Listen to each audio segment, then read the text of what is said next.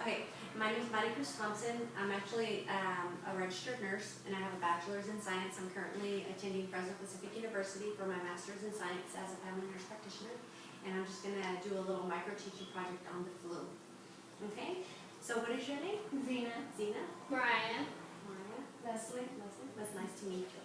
Okay, so here's the influenza virus, also known as the flu. Okay, so what is the flu? So the flu is a respiratory illness caused by the influenza virus. The flu is not the same as a cold. Although they share many of the same symptoms, the cold is caused by a different virus, and it tends to have milder symptoms than the flu. Colds are also less likely to cause serious complications. So, how the flu affects our bodies. So when the influenza virus gets into the body, it moves into the respiratory tract.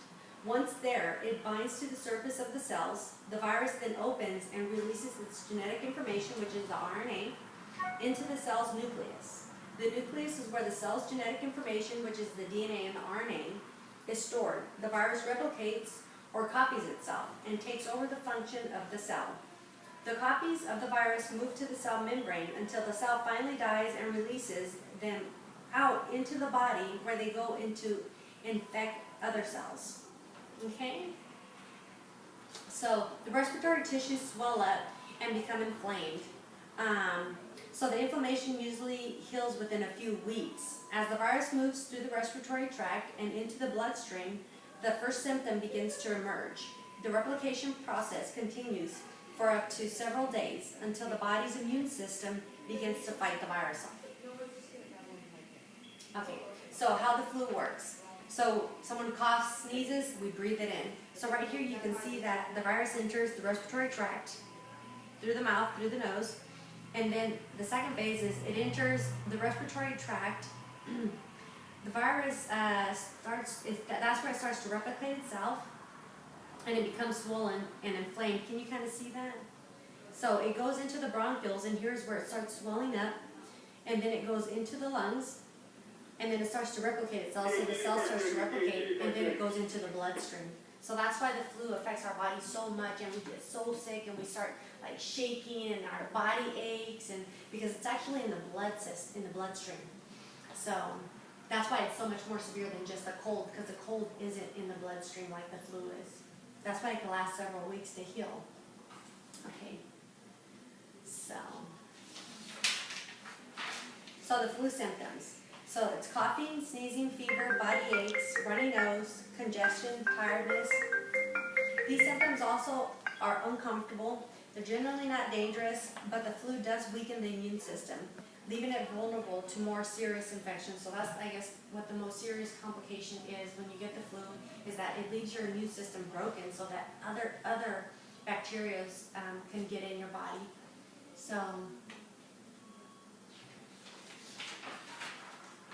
high-risk individuals would be the elderly and the young. The elderly because they have a weak immune system, because they're taking so much medications, and they have weak immune systems. So they're more prone to getting bacterial pneumonia, which can kill them, and then dehydration, sinus problems, and ear infections, primarily in the young or in children, and then worsening or pre-existing conditions such as asthma or diabetes. So those are the high-risk individuals. So what is the flu vaccine? From your body's perspective, a flu shot looks a lot like an oncoming case of the flu, made from weakened flu viruses. Flu vaccine triggers our bodies to pump antibodies and immune cells into the bloodstream. This enables our bodies to mount a fast defense against real flu viruses.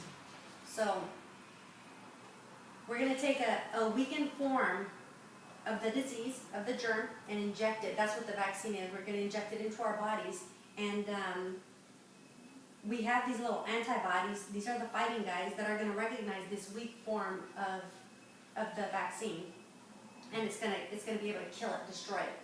So when the actual disease germs enter your body, you're already going to have built these antibodies. So a lot more antibodies are going to form, and they're going to be able to attack this virus that they already recognize. It's like, hey, I know what you are, so I'm going to attack you and get you. So instead of being sick for 2 weeks, you're going to be sick for maybe 2 days, which is a big difference.